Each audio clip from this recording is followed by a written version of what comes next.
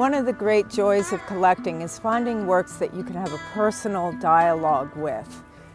Deborah Butterfield is excellent at talking about her own work, so I thought maybe we would take this from a different perspective and that I would share my very personal take on why I find her work compelling and why I'm drawn to it. Yes, I see a horse.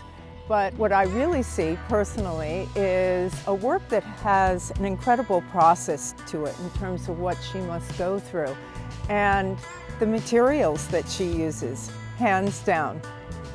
A few years ago when I came into this property, I very naively thought I should farm something, and I decided to farm hay. Had no idea that this would involve 5 pieces of very heavy equipment, and that what farming hay really all is about is learning to fix that equipment when it breaks in the field, and it has to be fixed that day.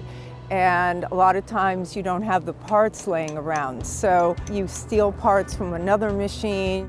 So all this heavy machinery reminds me of all these pieces that Deborah Butterfield picks up as we discard things as we're working.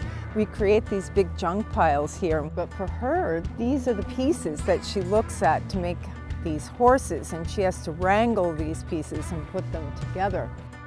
This was a horse property, and it was completely barbed wire and fencing, and we've spent a lot of time pulling all of that out.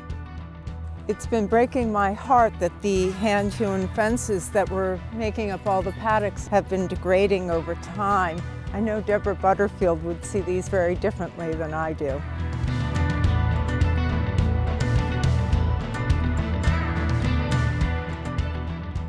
What really drew me to this particular Butterfield horse is the materials.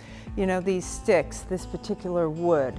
It's the color, it's the tone, the softness of the wood, and really how she's woven them together. I often like things that are very much different from who I am as a person. So in this case, I see patience in this piece, and that's not a virtue that I have, but I feel Butterfield must have had it in constructing this piece. If this were mine and in my house, I would put this somewhere somewhat intimately where I could really see it not so far away.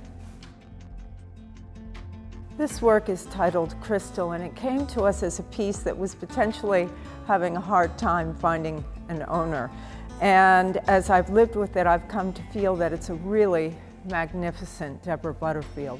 There's a depth of feeling in this work that I think a lot of others don't have.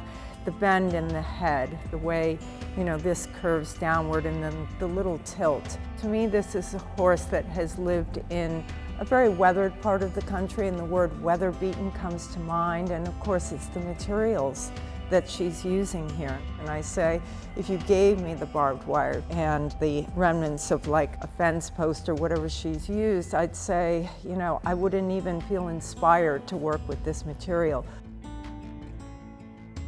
I find it very unfortunate today in the art market that so many people want to gravitate towards things that are recognizable and repetitive. Deborah Butterfield's works are so individualistic, and this work is called Tango. So many great connotations come out of that. What draws me to this piece is the lyricism and the soft curves of this incredibly difficult material that she's used here, and yet she's got all these soft flowing lines. I mean, how did she do that? And then I have images of her maybe heating it up and having to bend it, you know, to get it to make the curves that she wants it to be.